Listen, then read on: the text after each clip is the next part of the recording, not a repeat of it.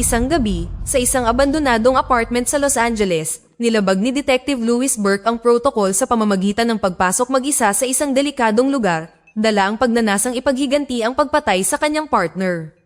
Mabilis niyang nalabanan ng ilang mga thug gamit ang kanyang mga kasanayan sa kickboxing, pagkatapos ay inilabas ang kanyang baril at tumungo sa looban ng gusali. Sa isang silid, natuklasan niya ang ilang bangkay bago napadpad sa isang saradong pinto. Pagbukas niya, isang manika lang ang nakita niya. Biglang lumitaw ang psychotic killer na si Sandman, sinaksak si Louis at itinapon siya sa isang tabi. Mabilis na pinaputok ni Louis ang kanyang baril na ikinamatay ni Sandman, isang putok na tumapos sa kanyang bangungot. Makalipas ang 16 na buwan, bumalik si Louis mula sa isang misyon at mainit na tinanggap ng kanyang mga kaibigan mula sa pulisya. Di nagtagal, nakita niya si Tom Vogler at mga opisyal ng gobyerno na nag-alok sa kanya ng isang bagong assignment. Ipinaalam ni Ben Kin kay Louis ang isang undercover na misyon, pinatay ang isang bilanggo sa Harrison Prison, at nais nilang imbestigahan ang isang serye ng mga pagpatay doon. Sensitibo ang kaso, dahil ang pagkakalantad nito sa publiko ay maaaring maglagay sa alanganin sa kampanya sa parating na halalan ng gobernador. Pinili si Louis dahil sa kanyang reputasyon sa pagganap bilang undercover, at ang mission insiders lang ang nakakaalam ng kanyang tunay na pagkakakilanlan. Tutulungan siya ni Amanda Beckett na magpapanggap bilang kanyang asawa at kikilos bilang isang tagapag-ugnay. Nag-aalangan si Louis na tanggapin ang misyon, ngunit sa labas, nalaman niyang katatapos lang ni Amanda sa universidad. Bagamat wala siyang praktikal na karanasan, kumpiyansa siya matapos siyang manguna sa kanyang klase. Sa ilang mga alternatibo, hiniling ni Louis kay Amanda na maghanap ng listahan ng mga kilalang serial killer na mga preso sa Harrison bago gawin ang kanyang desisyon. Makalipas ang mga araw, nakatanggap ang Harrison Prison ng mga bagong bilanggo, kasama si Louis na nakabalat kayo. Binati sila ni Warden DeGraff at ng kanyang representante, na humihiling ng katahimikan habang ipinapaliwanag ang mga patakaran. Upang subukan ng mga bilanggo, sadyang nilaglag ni DeGraff ang isang balat ng mani sa harap ng isang lalaki. Sinubukan ng bilanggo na kunin ito ngunit pinarusahan siya dahil sa pagsira niya sa katahimikan. Samantala, nananatiling tahimik si Louis, tumatangging tumugon. Nang maglaon, sa panahon ng pagsusuri sa kalusugan, napansin ni Dr. Gutzman na may kakaibang uri ng dugo si Louis. Pagkaalis ng mga bilanggo, mabilis na ibinahagi ni Gutzman ang impormasyong ito sa isang nurse. Samantala, natanggap ni Louis ang kanyang ID at mga supply ng bilangguan at nakilala si Hawkins, isang bilanggo na hindi pinapansin ang kanyang pagpapakilala. Pagbalik sa kanyang selda, nakahanap si Louis ng radyo sa kama. Ang kanyang kasama sa selda, si Kenefki, ay humihingi ng bayad dahil sa paghawak nito. Tumanggi si Louis na nagpapaliwanag na wala siyang pera. Bilang tugon, naglabas si Kenefki ng isang nakatagong sandata, ngunit mabilis na binaliktad ni Louis ang sitwasyon na pinilit si Kenefki na sumuko. Ang paghaharap na ito ay paraan ni Kenefki sa pagtanggap kay Louis. Umupo si Louis sa ibabang kama. Nang hapong iyon sa cafeteria ng bilangguan, muling nagkrus ang landas ni Louis at Hawkins.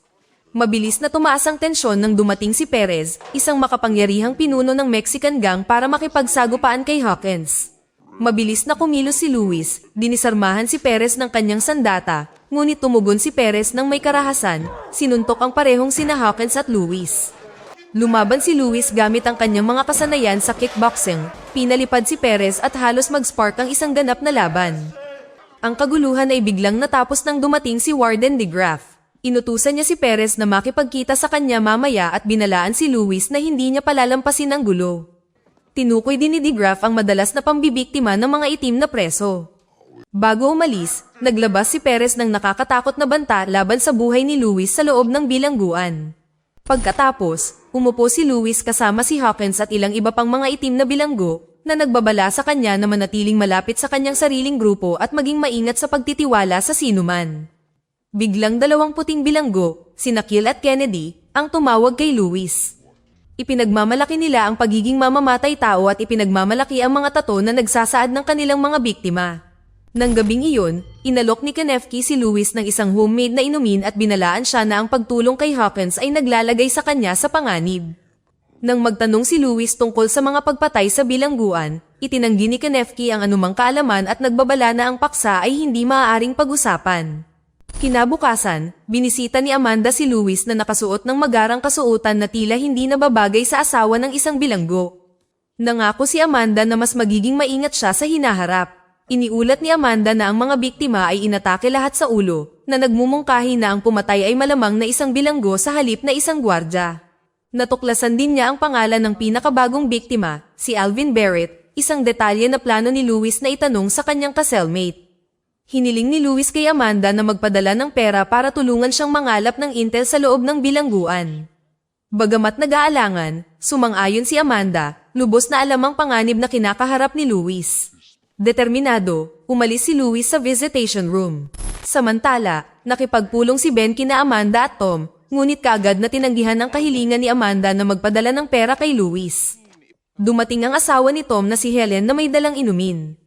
Mula nang umalis sa ospital, iniiwasan ni Helen na magtanong tungkol sa trabaho ni Tom. Nang maglaon, habang nililinis ni Lewis ang laundry room, naglunsad ng pag-atake si Perez at ang kanyang barkada.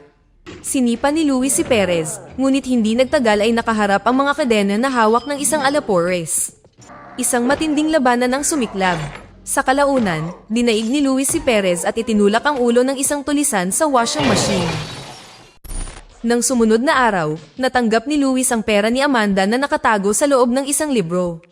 Muli niyang nilapitan si Hawkins, naghahanap ng impormasyon tungkol sa pagkamatay ni Alvin.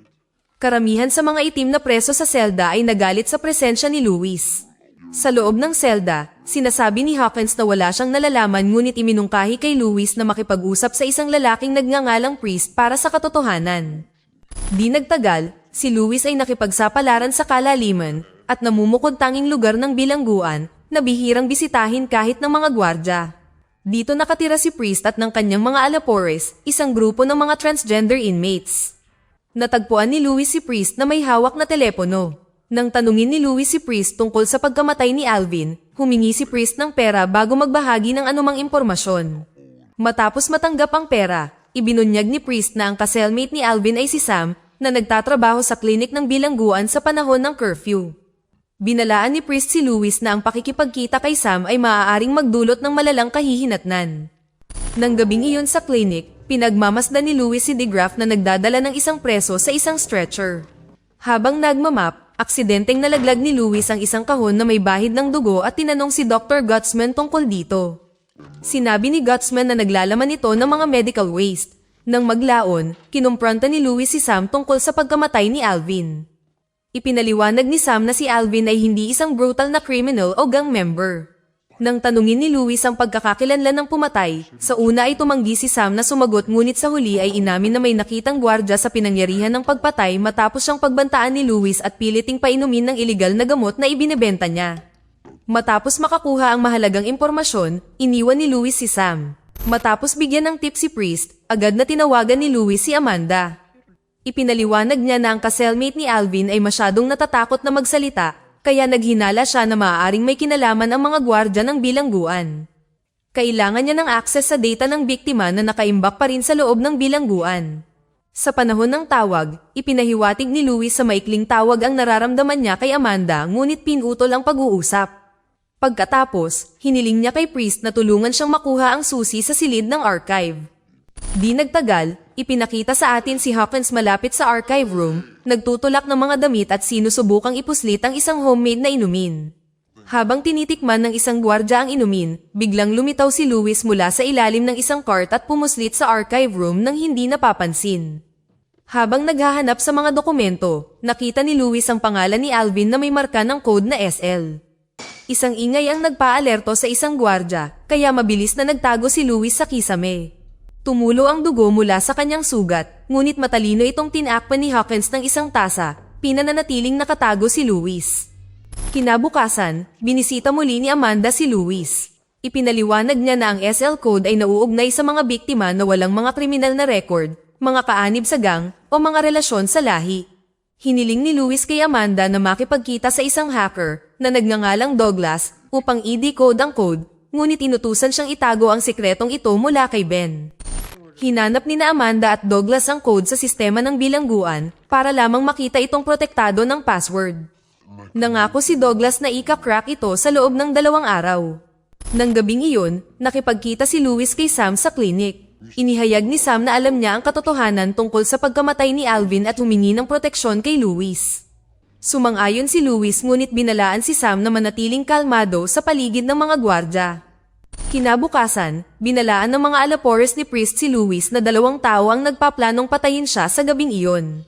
Samantala, nabuksan ni Douglas ang system gamit ang password na Morpheus. Sa kasamaang palad, ang file ay biglang kusang nag-delete, ngunit nagawa ni Douglas na i-print ang data bago ito mawala. Binasa ni Amanda ang file at agad na nakipag-ugnayan kay Luis. Ang data ay nagpapakita ng mga medikal na pagsusuri na nagpapatunay na ang lahat ng mga biktima ay malusog at drug-free bago sila namatay. Pinaghihinalaan ni Amanda na may alam si Ben dito dahil mayroon siyang access sa impormasyong ito. Binalaan niya si Luis na mag-ingat sa takot na baka siya ang susunod na target. Nang gabing iyon, habang natutulog ang mga bilanggo, sinalakay ni Kill at Kennedy ang selda ni Luis. Inatake ni Kill si Kanefki at sinaksak ni Kennedy ang kama kung saan karaniwang natutulog si Luis. Si Luis, na pinaghandaan ito, ay nagtago sa ilalim at matapang na lumaban. Natalo niya ang mga umaatake, ngunit namatay si Kanefki sa pakikibaka. Dumating ang mga gwardya at hinuli si Luis. Di nagtagal, dinala si Luis sa isolation at binugbog ng mga gwardya. Hinihiling ni Warden DeGraff na malaman kung bakit narito si Luis, ngunit tumanggi si Luis na sumagot maliban sa iginiit na hindi niya pinatay si Kanefki. Sa galit, binugbog ulit siya ni DeGraff. Samantala, ang alapores ni Priest na nagbabala kay Luis tungkol sa pag-atake ay binisita ni Kennedy na pinaghihinalaang siya ang naglantad ng plano. Pinatay siya ni Kennedy gamit ang isang ice pick. Nang maglaon, binisita ni Kill si Sam sa kanyang selda, nagtanong tungkol kay Luis. Itinanggi ni Sam na kilala siya, ngunit iba na ang hinala ni Kill. Walang pag-aalinlangan, binuhusan ni Kill ng gasolina si Sam at sinunog ito ng buhay. Kinabukasan, binisita muli ni Amanda si Luis, ngunit ngayon ay nasa ilalim ng hinala ni DeGraff. Siya ay sumailalim sa isang masusing paghahanap, kinailangan din niyang maghubad. Samantala, sinabihan si Luis na mag-shower dahil naghihintay si Amanda. Nang magkita sila, sinabi ni Luis kay Amanda ang tungkol sa pag-atake gamit ang ice pick. Habang sinisimulan ni Amanda na ipaliwanag ang kanyang mga natuklasan, tinukso siya ni Luis na sinasabing dapat niyang patunayan ang kanyang papel bilang kanyang asawa. Sa bakuran ng bilangguan, nakipag-usap si Priest kay Hawkins tungkol sa kanilang pinatay na alapores. Iginiit ni Hawkins na dapat nilang tulungan si Luis. Lingid sa kanilang kaalaman, narinig ni Kill at Kennedy ang usapan sa malapit. Nang gabing iyon, sa tulong ni Hawkins, binuksan ni Luis ang isang nakatagong pinto sa klinik. Ang kabinet ay naglalaman ng mga organo ng tao na kinuha mula sa mga biktima. Kinabukasan, humalingaw-ngaw ang kulungan nang dumating ang mga bagong bilanggo. Natigilan si Luis nang makitang kasama nila si Sandman, na buhay pa rin sa kabila ng kanilang huling nakamamatay na engkwentro. Noong gabing iyon, si Luis ay tinambangan sa banyo. Nakaposos nang lumitaw si Sandman upang pahirapan siya gamit ang isang kutsilyo. Ibinunyag ni Sandman na nabunyag na ang lihim ni Luis at nagbabala na hahabulin siya ngayon ng mga bilanggo dahil sa pagiging isang undercover. Hinayaan siyang mabuhay ni Luis na gustong magdusi siya bago ang kanyang kamatayan. Pagbalik sa kanyang selda, alam na ngayon ng lahat na si Luis ay isang undercover na opisyal. Lumapit si Hawkins, nagtatanong kung bakit narito si Luis, ngunit nanatiling tahimik si Luis at humingi lamang ng tulong, ngunit tumanggi si Hawkins at lumayo. Samantala, binisita ni Amanda ang bahay ni Tom at ibinunyag na ang kaso sa bilangguan ay may kinalaman sa human organ trafficking na pinamamahalaan ng mga gwardya sa tulong ni Ben. Pagkatapos ay tumawag si Douglas, ibinigay kay Amanda ang address ng tunay na salarin. Biglang pinutol ni Tom ang tawag na inihayag na siya ang nasa likod ng lahat ng ito. Nang sinubukang umalis ni Amanda, bumunot ng baril si Tom at ipinagtapat na pinadala niya si Sandman para pigilan si Luis dahil banta si Luis sa kanyang ilegal na kalakalan. Ipinaliwanag ni Tom na kailangan ni Helen ng liver transplant at nahihirapan silang makahanap ng donor. Desperado, nakipagtulungan si Tom kay Dr. Gutsman upang makakuha ng organ ng ilegal. Ang nagsimula bilang pagsisikap na iligtas si Helen ay mabilis na naging isang kumikitang operasyon na tina-target ang mga kriminal na binigyang katwiran ni Tom na wala siyang pinagsisisihan. Dumating si Helen at nakita niya si Tom na may hawak na baril. Sinamantala ni Amanda ang sandali para akusahan si Tom ng pagpatay bago tumakas. Naiwang tulala si Helen na nabigla sa sinabi ni Amanda. Balik tayo sa bilangguan, sinabi ng isang gwardya kay Luis na gusto siyang makita ni Sandman.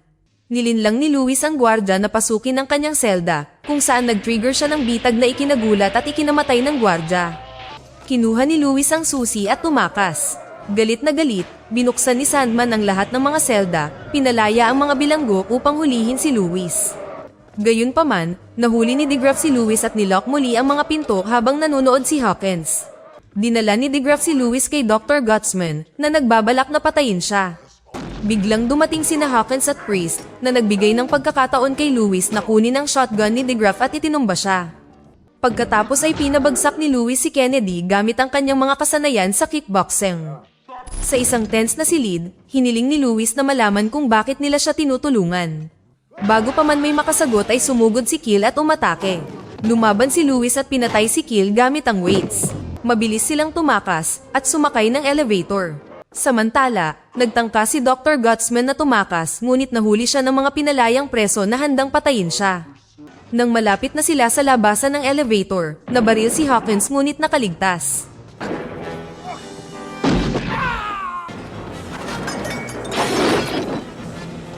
Sa kusina, hinimok ni Hawkins sina Priest at Luis na iwanan siya at hanapin ang daan palabas. Dumating si DeGraff, kasunod ng bakas ng dugo ni Hawkins. Nang itinaas ni DeGraff ang kanyang shotgun, bumalik si Priest at binaril si DeGraff na nagligtas kay Hawkins. Di nagtagal, nakipagkita si Priest kay Luis upang pag-usapan ang mga plano para sa kanyang pagtakas mula sa bilangguan. Biglang lumitaw si Sandman, pinatay si Priest nang walang pag-aalinlangan bago muling naglaho. Hindi mahanap si Sandman, hinamon siya ni Luis sa isang labanan. Binato ni Sandman si Luis ng pipe wrench at hinampas ito ng paulit-ulit. Sa kabila ng mga pag-atake, nagawa ni Luis na sipay ng wrench palayo, ngunit muling naglaho si Sandman. Nang muli silang magsagupaan, halos hindi makatakas si Luis sa kamatayan mula sa isang cutting machine ngunit nabaliktad niya ang laban. Pagkatapos ay itinapon ni Sandman si Luis at ang pagkilos ay nasaksihan ng iba pang mga bilanggo. Sa labas, dumating ang mga backup na puwersa upang kontrolin ang kaguluhan at arestuhin ang mga bilanggo na nagtatangkang tumakas. Muling inatake ni Sandman si Luis gamit ang mga tipak ng salamin para sugatan siya. Kahit na nanghihina, lumaban si Luis gamit ang kanyang mga kasanayan sa kickboxing. Nang makitang nagpupumiglas si Luis, sinubukan ni Sandman na itapon siya sa isang silid ng cremation. Biglang bumangon si Luis at sinipa si Sandman sa loob.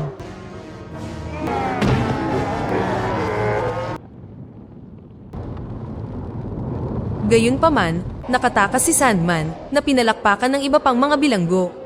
Sa wakas, si Luis ay naghatid ng isang malupit na sipa na nagtulak kay Sandman sa matulis na bakal na tinapos ang laban at pinatay siya.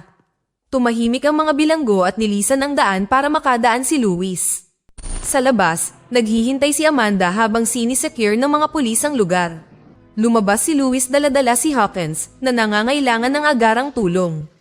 Ang pelikula ay nagtatapos ng magkasama sina Amanda at Luis na nagbabahagi ng isang mainit na halik.